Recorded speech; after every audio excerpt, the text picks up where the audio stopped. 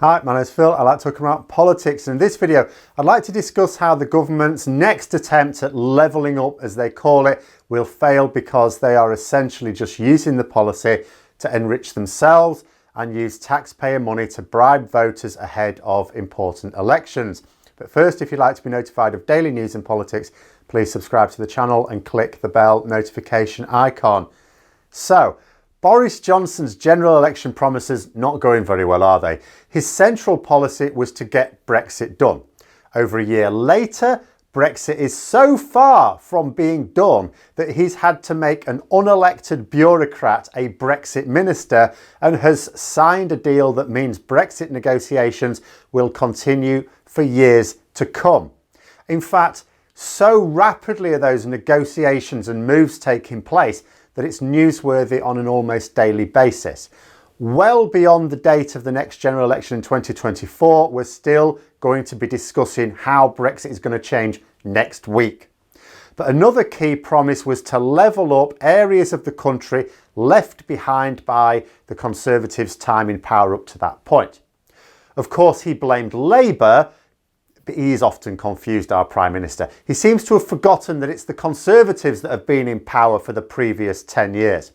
And I always knew it would be a lie. After all, if a Conservative government ever delivered on its promises as presented, I wouldn't be so opposed to them. Generating jobs for all? Great. More funding for the NHS? Fantastic. More money for education? Can't be bad. Not getting any of them though. The NHS is now getting less money. Schools have been made to pay for the implementation of pandemic systems without additional funding, which means they are effectively getting less money as well. And unemployment set to rise sharply, not just because of the pandemic, but also the fact that we are struggling to trade with the world due to that Brexit that's never getting done.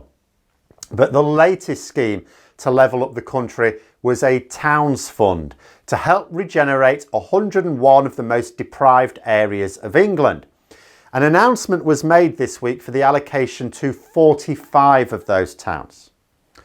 Only the money isn't going to the most deprived areas of England. In fact, some of it is going to very affluent areas, like the Chancellor's own constituency, in the top 20% most wealthy areas. When you match the 20 most deprived areas in England, according to the government, this isn't some other study, this is the government, you match those 20 most deprived areas in England with the list of 45 towns that have already had funds allocated. You'd expect at the very least for all 20 of those to be on. No. Now, you may have seen a few reports about the fact that of the money now confirmed, most is going to Conservative areas. For example, The Guardian was reporting that only 5 out of the 45 towns to have been allocated are Labour towns. So clear case of the Conservatives spending public money to reward their own. But, you know, there's nuances to these things, so I thought I'll do my own analysis on this. After all, the Conservatives do have a majority in Parliament and the bulk of their support is in England.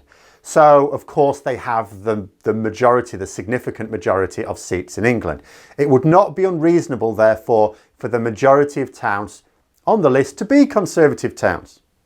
So a bit of digging, got to be fair. And what I found is that it isn't just a case of, oh, there's only 5 Labour towns out of 45 getting some money. Because I think it's worse than that. I think all 45 are either Conservative areas or areas that the Conservatives feel that they can have in 2024. I think every single recipient, not most, every single recipient of this fund, when you drill it down, is intended for Conservative areas. Now, we will go through this. So, the government have a list of the 20 most deprived areas of England, as I've said. Only 3 of those areas are getting any money at the moment. Now you can say, well, not all the funds have been allocated, you know, but wouldn't it be the easiest no-brainer to allocate money first to the most deprived areas? And of the 3 towns to receive funding in these most deprived areas, 1 is a Conservative gain from Labour. So one that they've gained but they don't want to lose again in 2024. 1 is shared between Labour and a Conservative MP. So I'm guessing the money is actually going to be spent in the Conservative part. And 1 is actually a Labour held seat, a strongly Labour held seat. though I noted that it borders a lot of Conservative areas. I'm going to talk more about the significance of that later in this video. So, who has been getting the money? Now, looking at the 45 towns, 14 of those 45 towns are seats that the Conservatives gained from Labour, particularly in the north of England, the so-called red wall seats that the Conservatives want to keep in 2024, in fact need to keep if they are to keep their stonking majority. So basically that is clearly a shameless bribe. A further 3 are Labour held but were marginal in 2019, and that includes Yvette Cooper's seat. The Conservatives will be absolutely desperate to get rid of her, so it's no surprise that they'll be targeting her seat given that it was marginal. If Labour do not form a government in 2024, even if the Conservatives' majority is cut right down, very likely Starmer would step down. This means that well over half the population will have never been alive for any Labour leader to win a general election other than Tony Blair. And the consequence for me is obvious. The party will see Blairism as the only way to gain power, and they'll want to elect someone in his mould to lead the party. They'll think that is the only way to do it. Yvette Cooper would be seen as the best fit. All those boneheads who think that if Starmer falls they'll revert back to another Len McCluskey puppet should think again. I said at the time it will go completely the other way. Completely the other way. But anyway, the point is that 17 of these seats are actually key battlegrounds for the Conservatives in 2024. They are seats that the Conservatives have a tentative hold on. 3 of them are Labour, but they could be flipped. 14 of them are Conservative, but they could be flipped back. So ones that they could win, but ones that they could definitely lose. So when you look at the 45 towns who have had money allocated, only 2 of them are strong Labour areas. Labour areas that the Conservatives are not going to target in 2024. In other words, it's worse than only 5 out of 45 towns being Labour areas. It's only actually 2 that are of no interest to the Conservatives for elections. But I said Rochdale, didn't actually refer to it as Rochdale, but it was Rochdale that bordered a lot of Conservative areas. Well, so is the other comfortable Labour seat, Worley, which contains the town of Smethwick, which is the recipient of some of this fund. So those are the only strong Labour areas to get the funding so far. Then I remember another manifesto promise. The Conservatives intend to rewrite the constituency boundaries to make it even easier for them to retain 100% of the power with way less than 50% of the vote. Now, the way you win in a first past the post system is you win a lot of seats by small margins. You can't go mad. You can't expect to get over 50% of the vote, the popular vote. That's not how it works. You don't need to. What you do is you target seats where you can win by a little bit, just a little bit. You only need to win by 1. That's what Johnson did in 2019.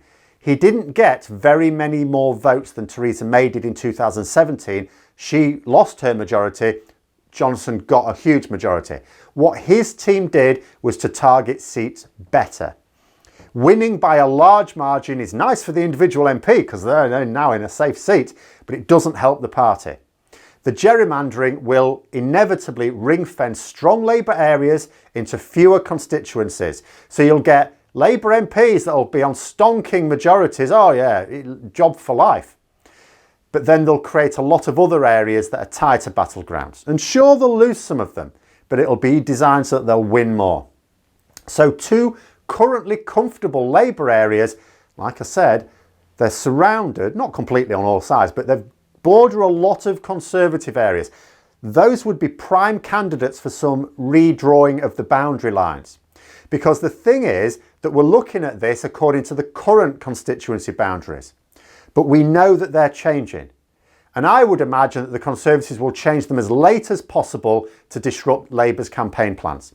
Because if the earlier they do it, the more time Labour have to readapt their strategy. But the Conservatives, I'm quite sure at this point, will have a rough idea about how they intend to change them. They'll have done that quite quickly on the sly.